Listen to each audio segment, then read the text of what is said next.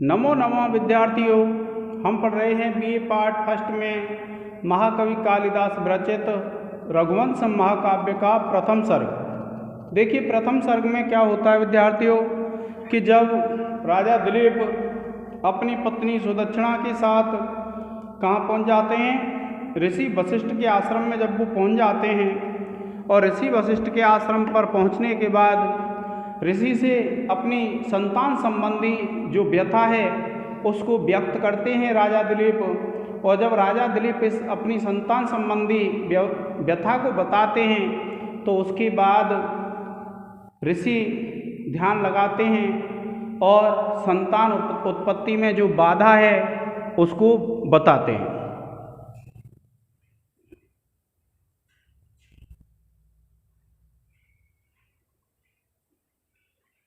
देखिए विद्यार्थियों क्या कहते हैं, यहाँ से हम पढ़ना शुरू करेंगे क्योंकि मैं आपको व्याकरण टिप्पणी आदि बता चुका हूँ। अब हम जो अंत तक जो श्लोक पढ़ेंगे उनमें व्याकरण टिप्पणी आदि नहीं पढ़ेंगे। अगर किसी को कोई समस्या आती है आप व्याकरण टिप्पणी लिखने की कोशिश करें, नहीं आती है समझ में तो फिर आप मुझसे पूछ सकते हैं। देखिए कि असह्य पीड़म भगवान अनिर्णम अंत्यम अवेहि में अरुंतुदम एव आरानम निर्वाणस्य दंतिनः। क्या कहा जो राजा दिलीप है, और वह जो राजा दिलीप है वह क्या कहता है विद्यार्थियों, देखिए क्या कहता है कि असह्य पीड़म, असह्य पीड़ा कहते हैं जिस पीड़ा को सहन नहीं किया जा सकता है, कि भगवान के हे भगवान हे वशिष्ठ मुनि नृणम अंत्यम अवेहि में, के नृणम अंत्यम अवेहि में कि आप मुझे ऋण मुक्ति में अंतिम ही समझो। क्या कहा कि पितृ ऋण होता है विद्यार्थियों, भारतीय संस्कृति में क्या है, 3 ऋण होते हैं और 3 ऋणों में एक पितृ ऋण होता है। तो जो राजा दिलीप है वह क्या कह रहे हैं कि हे भगवान असह्य पीड़म, जो मेरी पीड़ा है वो कैसी है, असहनीय है, क्योंकि संतान जब किसी की उत्पन्न नहीं होती है विद्यार्थियों तो फिर ऐसी पीड़ा असहनीय होती है। और अंत्यम अवेहि में ऋणम, कि मेरा जो ये पितृ ऋण है उसको अंत्य समझिए, अर्थात मेरे बाद कोई भी मेरी संतान नहीं होगी तो मैं किसी भी ऋण को चुका नहीं पाऊंगा। और अरुण तुंदम एवं, अरुण तुदम कहते हैं मर्म स्थल पर जो पीड़ा होती है, हृदय स्तर पर जो पीड़ा होती है उसको क्या कहते हैं विद्यार्थियों, हम अरुण तुद कहते हैं। तो आरानम निर्वाणस्य दंतिनः, कि जो खम्भे से बंधा हुआ हाथी होता है और उसका मर्म स्थल जितना दुखी होता है उसके समान ही हे भगवान हे वशिष्ठ मुनि मेरी जो पीड़ा है वह कैसी है, असह्य है। और उस मेरी पीड़ा को, असहनीय पीड़ा को आप ऐसा समझिए जिस पीड़ा को मैं मर्म स्थल पर पहुंच रहा हूं, उसको भोग रहा हूं मर्म स्थल के द्वारा, मेरे हृदय तक वह पीड़ा है और संतान उत्पत्ति न होने से मैं अपने पितृ ऋण को चुकाने में असमर्थ हूँ। देखिए क्या कहते हैं कि हे भगवान जिस प्रकार न नहलाए हुए हाथी को उसकी जंजीर दुखदाई होती है उसी प्रकार से मेरे ऊपर पितरों का यह ऋण असह्य पीड़ा पहुंचाता है। क्या बताया उन्होंने कि जो पितृ ऋण है वह मुझे अत्यंत पीड़ा पहुंचाता है। क्यों? क्योंकि पितृ ऋण की मैं पूर्ति नहीं कर पाऊंगा और मेरे मर्म स्थल पर उसी प्रकार से पीड़ा पहुंचाता है जिस प्रकार से एक जंजीर में बंधा हुआ हाथी होता है उसको जिस प्रकार से पीड़ा होती है उसी प्रकार से मुझे उस पितृ ऋण को न चुकाए जाने के कारण से पीड़ा होती है। अब देखिए कि तस्मान मुच्ये यथा तात संविधातुम तथा रहसी इच्छा गुणम दुरापे अर्थे त्वतदीना ही सिद्धय। क्या कहते हैं देखिए कि इसलिए कि तस्मात् इसलिए मुझसे कि मुझसे मैं मुक्त हो जाऊं, तात है तात संविदातुम कि करने में कि संविदातुम करने के लिए, तथा अर्हसि आप योग्य हैं, इक्ष्वाकुणाम दुरापे अर्थे कि जो इक्ष्वाकु नाम के राजा होते हैं उनका जो अर्थ होते हैं त्वत अधीना ही सिद्धयः कि जो सिद्धियां होती हैं वह आपके अधीन ही होती हैं। क्या बताया उसने राजा ने कि राजा कहता है कि अतः हे तात किस प्रकार मैं इस दुख से छूटूं वही आप करें, क्योंकि इक्ष्वाकु वंशियों के कठिन कार्यों में सिद्धि आपके ही अधीन होती हैं। क्या कहा? तस्मान मुझे कि इसलिए मैं मुक्त हो जाऊं, मुझे मुक्ति मिल जाए, ऐसे यथा जिस प्रकार से तात है पिताजी है, तात तात क्या है जिनको हम सम्मान से बोलते हैं उसके लिए ही तात आ जाता है कि तात के हे तात संविदातुम तथा रसी कि आप वैसा करने के योग्य हो, इक्ष्वाकुणाम दुरापे अर्थे त्वत अधीना ही सिद्धया कि हे भगवान हे ऋषि वशिष्ठ जो इक्ष्वाकु वंश के व्यक्ति होते हैं उनमें दुराप कहते हैं जो बड़ी मुश्किल से प्राप्त करने योग्य होती हैं, ऐसी सिद्धियां आपके अधीन हैं। इसलिए हे भगवान आप ऐसा कोई कार्य कीजिए जिससे मैं उस पितृ ऋण से मुक्त हो जाऊं, अर्थात मेरी इस पत्नी से कोई संतान हो जाए। अब देखिए 73वां श्लोक है, इति विज्ञापितो राज्ञा ध्यान स्तमित लोचनः क्षण मात्रं ऋषिस्तथो सुप्तमेन एव हृदय। जब ऋषि वशिष्ठ ने उस राजा से यह बात पूछ ली तो वह ऋषि जो वशिष्ठ हैं उन्होंने ध्यान लगाया और वह ध्यान लगा करके अपने नेत्रों को बंद करके ठीक वैसे ही हो गए जिस प्रकार से मछलियां सो जाने पर तालाब हो जाता है। देखिए क्या कहा है, इति विज्ञापितो राज्ञा कि इस प्रकार से उस राजा से जान करके, क्या बात जान करके कि मेरी संतान नहीं है, इस बात को जान करके ध्यान स्तमित लोचनः कि वह जो ऋषि हैं उनके लोचन कैसे हो गए, उनके नेत्र कैसे हो गए, ध्यान से स्तमित हो गए। स्तमित का तात्पर्य होता है निश्चल हो गए, उन नेत्रों में कोई गति नहीं हो रही थी। और क्षण मात्रम ऋषिस्तथो कि क्षण मात्र के लिए वह जो ऋषि हैं वह स्थिर हो गए, ध्यान मग्न हो गए। और सुप्त मेन एव हृदय कि जिस प्रकार से मछलियां सो जाने पर एक तालाब, हृद कहते हैं तालाब को, एक तालाब शांत हो जाता है, उसी प्रकार से वह जो ऋषि वशिष्ठ हैं वे ध्यान मग्न हो गए और वे ऐसे ही प्रतीत हो रहे थे शांत, जिस प्रकार से मछलियां सो जाने पर समुद्र शांत हो तालाब शांत हो जाता है, उसी प्रकार से वह जो ऋषि हैं वे हो गए। क्या कहा? इति विज्ञापितो राज्ञा ध्यान स्तमित लोचना, इस प्रकार उस राजा से जान करके ध्यान स्तमित लोचना के उनके जो नेत्र हैं वो ध्यान से युक्त हो गए, स्थिर हो गए, निश्चल हो गए। और क्षण मात्र ऋषिस्तथो क्षण मात्र के लिए उन ऋषि ने ध्यान लगाया और सुप्त मेन हृदय, और उनका जो संपूर्ण शरीर है वो कैसा हो गया, जिस प्रकार से मछलियां सो जाने पर तालाब हो जाता है, उसी प्रकार से उन ऋषि वशिष्ठ की स्थिति हो गई।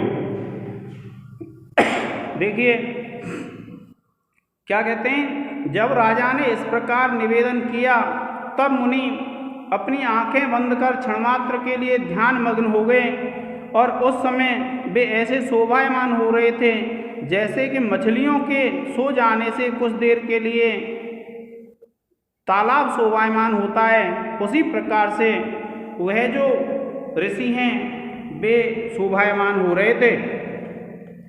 अब देखिए विद्यार्थियों,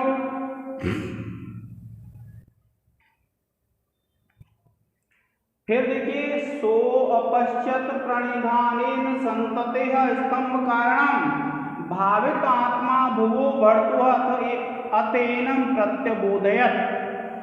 क्या कहते हैं, देखिए कि सह माने उन्होंने, किसने, उस ऋषि वशिष्ठ ने, सो अपश्यत कि उन ऋषि वशिष्ठ ने देखा, क्या देखा, प्रणिधानेन ध्यान मग्न होकर के, संततेः स्तंभ कारणम कि संततेः जो संतान होती है उसके स्तंभ का कारण, उसके नहीं होने का जो कारण है, उन ऋषि वशिष्ठ ने ध्यान मग्न होकर के देखा। क्या कहा, सोपश्यत प्रणिधानेन, सोपश्यत प्रणिधानेन संततेः स्तंभ कारणम कि उन ऋषि वशिष्ठ ने ध्यान लगा करके प्रणिधान के द्वारा यह देख लिया कि राजा दिलीप की संतान न होने का कारण क्या है, संतान उत्पत्ति में बाधा क्यों आई, इस कारण को उन ऋषि वशिष्ठ ने जान लिया। और देखिए, भावित आत्मा भुवो अभर्तुः अतएनम प्रत्यबोधयत कि भावित आत्मा, कि वे जो भावित आत्मा वाले थे, भावित आत्मा वाले जो थे,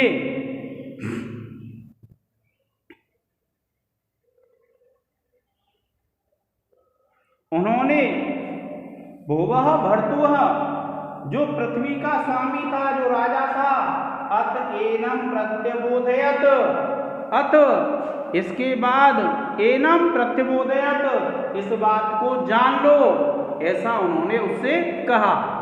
क्या कहते हैं, देखिए कि ध्यान करने से उन शुद्ध अंतःकरण वाले मुनि को राजा के संतान न होने के कारण मालूम हो गया और अनंतर उन्होंने राजा से इस प्रकार कहा कि जब ऋषि वशिष्ठ ने संतान न होने के लिए क्या कारण है, उन्होंने जब ध्यान लगाया, ध्यान मग्न हुए, तो उन्होंने उस कारण को जान लिया कि यह ऐसा कारण है जिससे संतान उत्पत्ति नहीं हो रही है। और फिर उन शुद्ध अंतःकरण वाले जो ऋषि वशिष्ठ थे, उन्होंने उस राजा दिलीप से कहा, अर्थात जो पृथ्वी का स्वामी था, उस राजा दिलीप से ऋषि वशिष्ठ ने कहा। देखिए विद्यार्थियों, क्या कहते हैं इसमें, आपको ध्यान रखना, छोटे प्रश्नों में आ जाते हैं, इसलिए मैं इन सबको जल्दी से करा रहा हूं, बाकी क्या व्याख्या तो अब तक मैंने जो पढ़ाया था उसमें से आ जाएंगे। पुरा सक्रम उपस्थाय तवोर्वीं प्रति यास्यतः आसीत कल्पतरुच्छायाम आश्रिता सुरभिः पति। कि पुरा, पुरा कहते हैं प्राचीन समय में, सक्रम, सक्र कहते हैं विद्यार्थियों इंद्र को, उपस्थाय सक्र की, इंद्र की सेवा करके, तब तुम उर्वीं प्रति यास्यतः कि जब तुम पृथ्वी की तरफ आ रहे थे। क्या कहा कि पुरा माने प्राचीन समय में, सक्रम उपस्थाय कि इंद्र की सेवा करके, तब उर्वीं प्रति यास्यतः कि जब तुम पृथ्वी की तरफ आ रहे थे, आसीत कल्पतरुच्छायाम आश्रिता सुरभिः पति कि पति रास्ते में, तुम्हारा जो रास्ता था, आसीत कल्पतरुच्छायाम आश्रिता सुरभि, सुरभि कहते हैं कामधेनु। ध्यान रखना विद्यार्थियों, कई बार प्रश्न पूछा जाता है कि जो कामधेनु है वह किसके वृक्ष के नीचे बैठी थी, तो आप जवाब देंगे कल्पतरु वृक्ष के पीछे। कल्पतरु वृक्ष होता है, पारिजात वृक्ष भी बोलते हैं इसको, तो आप तो कल्पतरु ही ध्यान रखेंगे कि कल्पतरु की छाया में आश्रिता बैठी हुई थी। सुरभि कहते हैं कामधेनु, पति माने रास्ते में। क्या बताया ऋषि ने कि तुम प्राचीन समय में इंद्र की सेवा करके जब पृथ्वी की तरफ लौट रहे थे, तब क्या है, रास्ते में कल्प वृक्ष के नीचे कामधेनु बैठी हुई थी छाया में। क्या बताया विद्यार्थियों कि पुरा प्राचीन समय में जब आप इंद्र की सेवा करके पृथ्वी की ओर लौट रहे थे, तब आपके रास्ते में कल्प वृक्ष की छाया में कामधेनु बैठी हुई थी। क्या बताया विद्यार्थियों कि जब तुम इंद्र की सेवा करके पृथ्वी की तरफ लौट रहे थे तो रास्ते में कल्प वृक्ष के नीचे कामधेनु बैठी हुई थी। सुरभि किसको कहते हैं? कामधेनु को। आपको ध्यान रखना है अच्छी तरह से। अब क्या होता है, देखिए क्या कहते हैं 76वें श्लोक में कवि कालिदास कि धर्म लोप भयात राज्ञीम ऋतु स्नाताम इमाम स्मरन प्रदक्षिण क्रियार्याम तस्याम त्वम साधुना आचरः। देखिए विद्यार्थियों, हमारे जीवन में ऐसा होता है कि जो हमसे बड़े होते हैं वे पूजा के योग्य होते हैं, और बहुत ज़्यादा जो जिनकी असीमित शक्ति होती है तो हम उनके लिए क्या करते हैं? परिक्रमा करते हैं और परिक्रमा करते हैं। लेकिन क्या हुआ कि राजा बहुत जल्दी में था। क्यों था जल्दी में? क्योंकि उनकी जो पत्नी थी सुदक्षिणा वह कैसी थी? ऋतु स्नाता थी, ऋतु स्नान किए हुए थी। और ऋतु स्नान ऐसा समय होता है स्त्रियों के लिए जो संतान उत्पत्ति के लिए आवश्यक होता है, तो इसलिए वह समय व्यतीत नहीं हो जाए, इस डर के कारण से वह जो राजा दिलीप हैं बहुत तीव्र गति से आ रहे थे। क्या हुआ कि वह जो राजा दिलीप है बहुत तीव्र गति से आ रहे थे और उन्होंने उस कामधेनु की प्रदक्षिणा नहीं की, परिक्रमा नहीं की। और परिक्रमा नहीं की तो फिर क्या है, कामधेनु ने शाप दे दिया राजा के लिए। पहले आप देखिए क्या कहते हैं कि धर्म लोप भयात, धर्म के लोप का भय होने से राज्ञीम ऋतु स्नाताम इमाम स्मरन, राज्ञीम कि ये जो रानी थी तुम्हारी सुदक्षिणा, ऋतु स्नाताम इमाम स्मरन कि तुम इसका स्मरण कर रहे थे और तुमको पता था कि इसने ऋतु स्नान किया है। और प्रदक्षिण क्रियार्याम, प्रदक्षिण कहते हैं परिक्रमा क्रिया के जो योग्य थी, तस्याम उसमें, किसमें? तस्याम आया है कामधेनु के लिए कि उसमें तुमने साधु नाचरः, अच्छा आचरण नहीं किया। अच्छा आचरण क्या होता कि जब कामधेनु कल्पतरु के नीचे बैठी हुई थी तो राजा दिलीप को क्या करना था? रथ रोक करके परिक्रमा करनी थी।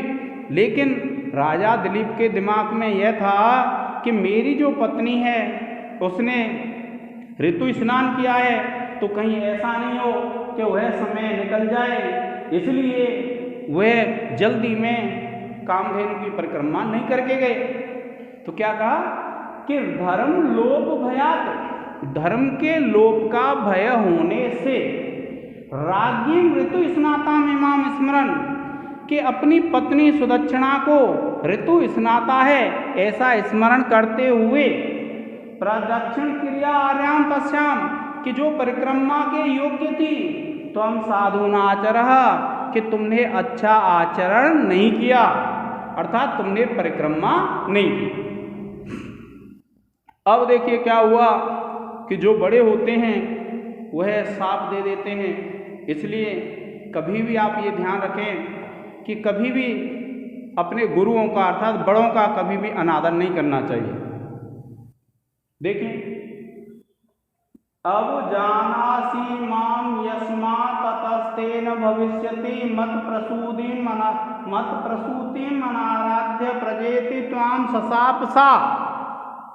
ये विद्यार्थियों कई बार छोटे प्रश्नों में पूछा जाता है कि कामधेनु ने राजा दिलीप को क्या शाप दिया।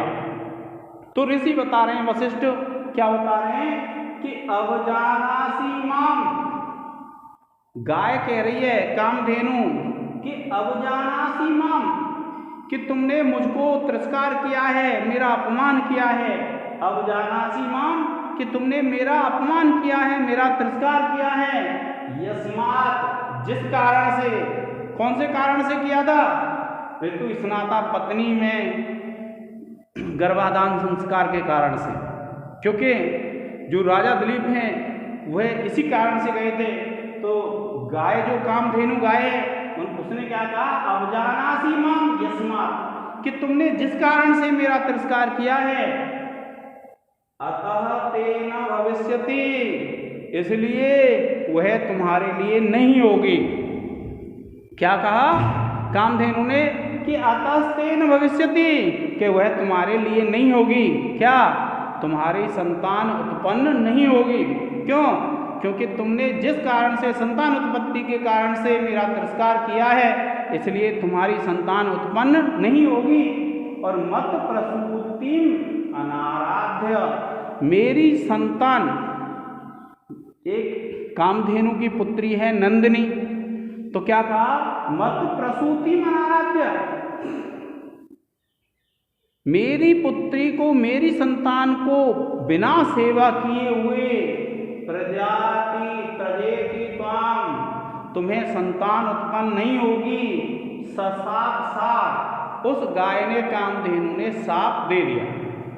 किसको साप दे दिया? कामधेनु ने विद्यार्थियों साप दे दिया उस राजा दिलीप को। क्या कहा कि अवजानासि माम यस्मात्, कि तुमने जिस कारण से मेरा तिरस्कार किया है, तेन भविष्यति प्रजा, वह जो प्रजा है ना तुमको उत्पन्न नहीं होगी, संतान उत्पन्न नहीं होगी। मत प्रसूतिम अनाराध्य, जब तक तुम मेरी संतान को प्रसन्न नहीं कर दोगे सेवा करके, तब तक तुम्हें संतान पैदा नहीं होगी। साप साप, उसने साप दे दिया। किसने? कामधेनु ने साप दिया। और ये महत्वपूर्ण चीज है विद्यार्थियों, इसलिए आप इस चीज को ध्यान रखना कि अगर पूछ लिया जाता है कि क्या साप दिया था, तो आपको ध्यान रखना। देखिए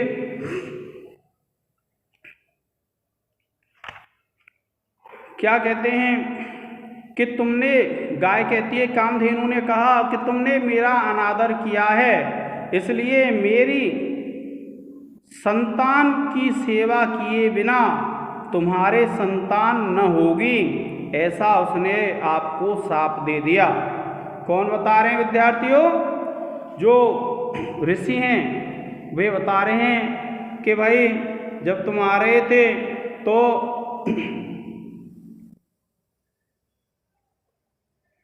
उस गाय ने तुम्हें साप दे दिया। सापो न त्वया राजन न च सारथिना श्रुतः न दत्याकाशगंगायाः स्रोतसी उद्दाम दिग्गजे।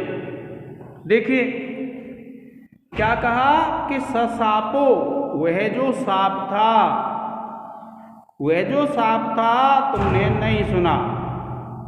क्या कहा कि ससापो न त्वया राजन, कि हे राजन, ससाप, वह जो साप था, त्वया तुम्हारे द्वारा, न च सारथिना, और ना ही तुम्हारे सारथी के द्वारा, सुरतः सुना गया।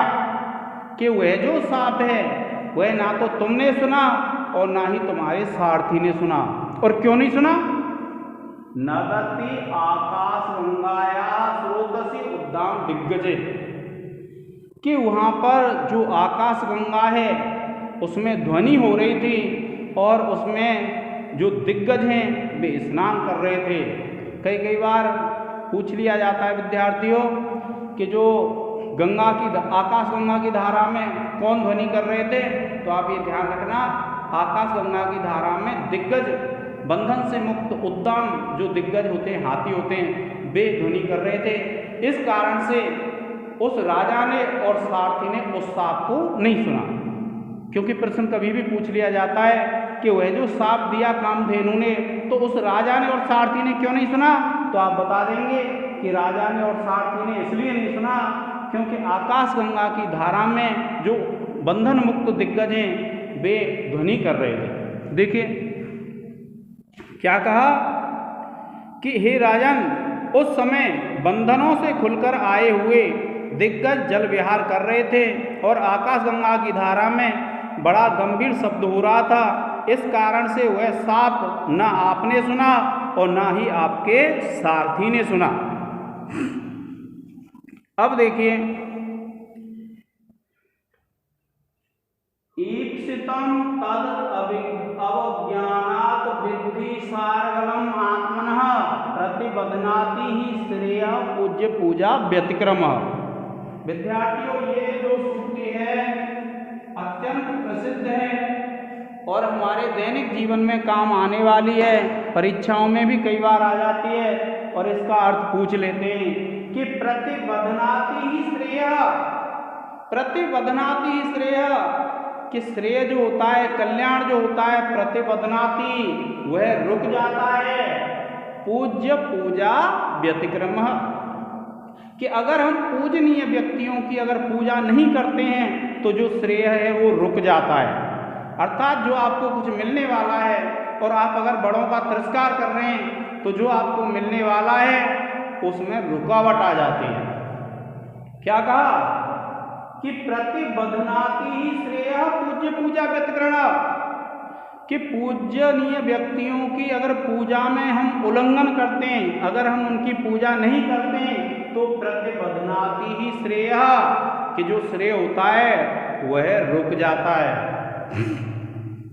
क्या बताया कि प्रतिबध्नाति ही श्रेय पूज्य पूजा व्यतिक्रम, कि पूजनीय व्यक्तियों की अगर पूजा नहीं करते हैं तो जो श्रेय होता है वह रुक जाता है। ईप्सितम तद अवज्ञानात् विद्धि सार्वलम आत्मनः। ऋषि ने क्या कहा कि जो तुम्हारा ईप्सित है, जो तुम चाहते हो, उसमें अर्गला लग गई है, रुकावट लग गई है। अर्गला किसको कहते हैं विद्यार्थियों? जैसे आप कोई पुराना भवन देखेंगे, कोई महल देखेंगे तो उसका जो दरवाजा होता है, दरवाजा जब लगा दिया जाता था पहले तो उसके पीछे एक वो आड़ लगा देते हैं, कोई भी लकड़ी का खम्मा हो सकता था, कहीं कहीं लोहे के भी मिलते हैं, तो उसको बोलते हैं हम अर्गला। तो क्या कहा कि ईप्सितम तद अवज्ञानात् विद्धि, कि जो तुम्हारे अपमान के कारण जो ईप्सित है वह रुकावट आ गई है। और भाई ऐसा होता है प्रतिबध्नाति ही श्रेय पूज्य पूजा व्यतिक्रम, कि अगर हम पूजनीय व्यक्तियों की पूजा नहीं करते हैं तो हमारा जो श्रेय है वह बाधा से युक्त हो जाता है, रुक जाता है। क्या कहा देखिए कि आप समझ लीजिए कि उस कामधेनु का अनादर करने से आपके मनोरथ की सिद्धि रुक गई है और पूजनीय लोगों की पूजा न करने से कल्याण का मार्ग रुक जाता है। अब क्या कहते हैं ऋषि वशिष्ठ, देखिए, हविषे दीर्घ सत्रस्य साचेद इदानीं प्रचेतसा भुजंग अपहित द्वारम पातालम अधितिष्ठति, कि वह जो कामधेनु हैं इस समय पाताल लोक में गई हैं और वरुण देव का यज्ञ चल रहा है। वहां पर क्या चल रहा है? पाताल लोक में वरुण देव का यज्ञ चल रहा है और वह जो कामधेनु हैं वह पाताल लोक में गई है। हविषे, हविषे कहते हैं हवि के लिए, हविषे हवि के लिए, यज्ञ के दूध दही आदि के लिए, दीर्घ सत्रस्य लंबे समय के लिए, सा वह कौन? कामधेनु, इदानीं प्रचेतसः, इदानीं माने इस समय, प्रचेतसः जो वरुण होता है, प्रचेतसः शब्द आया विद्यार्थियों वरुण देव के लिए, तो वरुण देव के यज्ञ में भुजंग अपहित द्वार, और पाताल लोक का जो द्वार है वो किससे ढका हुआ है? भुजंगों से, सांपों से।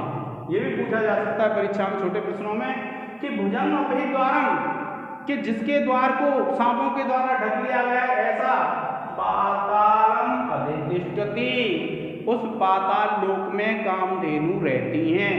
अब वर्तमान में कहाँ निवास कर रही हैं कामधेनु? पाताल लोक में कर रही हैं। इसलिए देखिए हविषे दीर्घ सत्रस्य, क्या कहा है देखिए कि इस समय वरुण देव पाताल में एक बड़ा भारी यज्ञ कर रहे हैं और इसलिए हविष के देने के लिए कामधेनु वहीं रहती हैं, वहाँ दरवाजा सांपों से रुका हुआ है। देखिए विद्यार्थी को एक बार पढ़ लीजिए।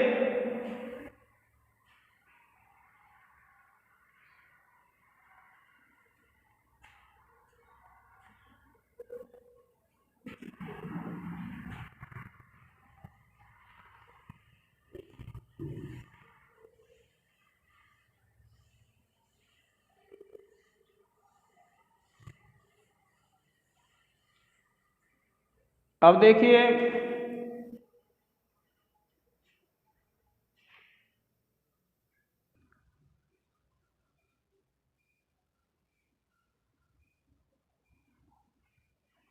विद्यार्थियों, क्या होता है कि जब ऋषि वशिष्ठ ये बता रहे थे कि जो कामधेनु गाय हैं वह कहाँ गई हुई हैं, वरुण देवता के यज्ञ में हवि आदि के लिए गई हैं और वहीं निवास कर रही हैं लंबे समय से, और वह जो पाताल लोक है उसका द्वार सांपों के द्वारा बंद है। जब इस प्रकार से वह बता रहे थे तब क्या होता है, सुताम तदीयाम सुरवेह कृत्वा प्रतिनिधिम शुचिः आराधय सपत्नीका प्रीता काम दोहा ही सा। क्या बताया ऋषि वशिष्ठ ने? ऋषि वशिष्ठ ने यह बताया विद्यार्थियों कि सुताम माने पुत्री को। किसकी पुत्री? जो कामधेनु है उनकी पुत्री को।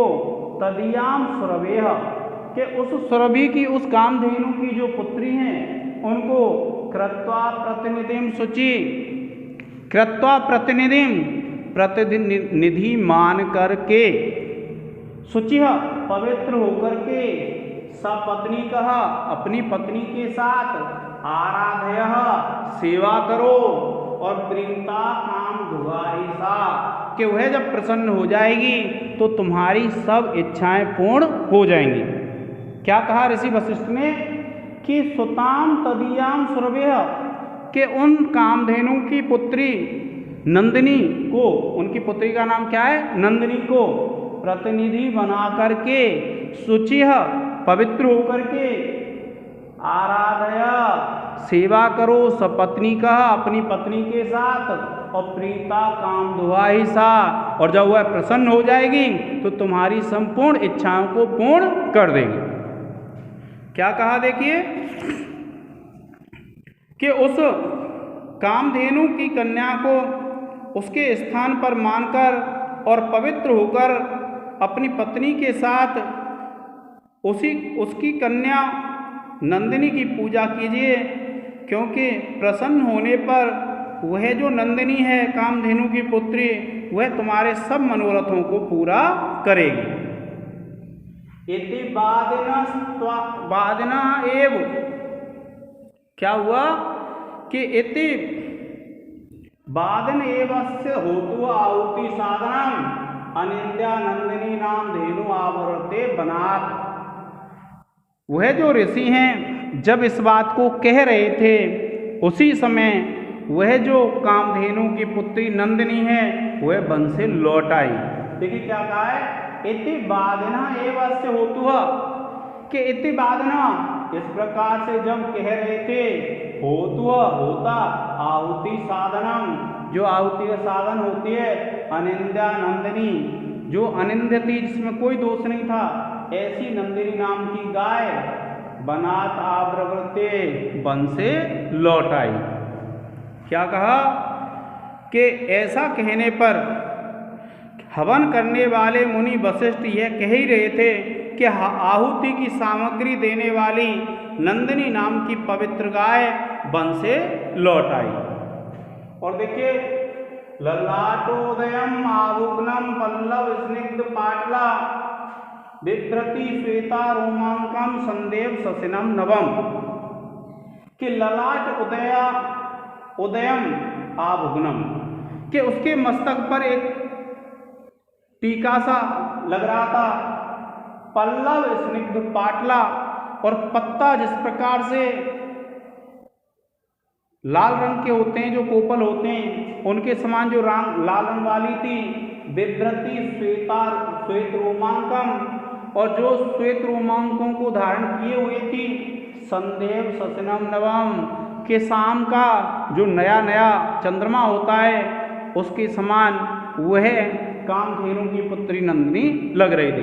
प्रश्न आ जाता है विद्यार्थियों कि नंदिनी गाय का वर्णन करो, तो आपको ये याद कर लेने श्लोक क्या कहते हैं। देखिए, वह गाय कोपल के समान लाल रंग वाली थी, उसके माथे पर कुछ टेढ़ा टीका था, और उस समय वह ऐसी मालूम पड़ रही थी मानो नए चंद्रमा को धारण किए हुए संध्या हो। कैसी प्रतीत हो रही थी कि नया चंद्रमा धारण किए हुए संध्या जिस प्रकार से लगती है, उसी प्रकार से वह जो कामधेनु की पुत्री नंदिनी है वह ऐसा प्रतीत हो रही थी। प्रिय विद्यार्थियों, आज के इस वीडियो में इतना ही। धन्यवाद।